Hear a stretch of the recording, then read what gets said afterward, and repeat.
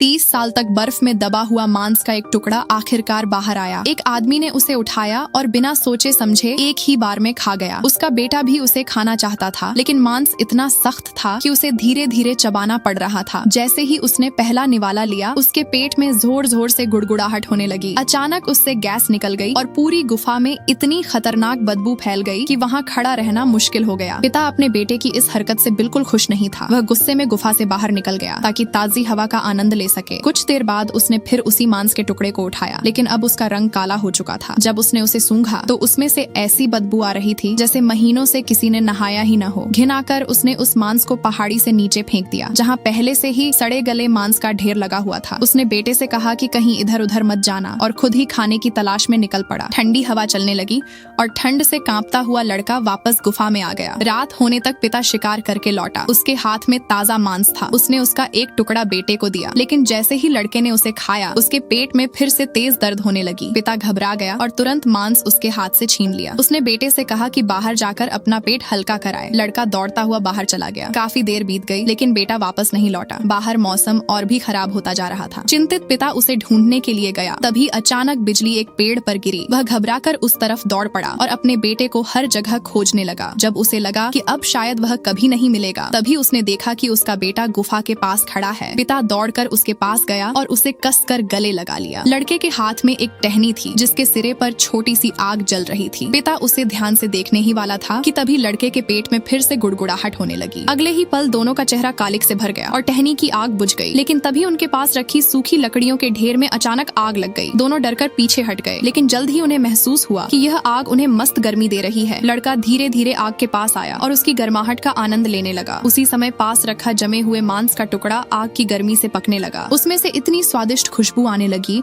कि पिता खुद को रोक नहीं पाया। उसने तुरंत मांस उठाया, सूंघा और एक निवाला खाया। स्वाद इतना लाजवाब था कि उसकी आंखें चमक से भर आईं। उसने एक और टुकड़ा पकाया और अपने बेटे को दिया। बेटे ने भी एक निवाला खाया और मुस्कुराने लगा। उस दिन के बाद से इंसानों ने पका हुआ मांस खाना शुरू कर दिया।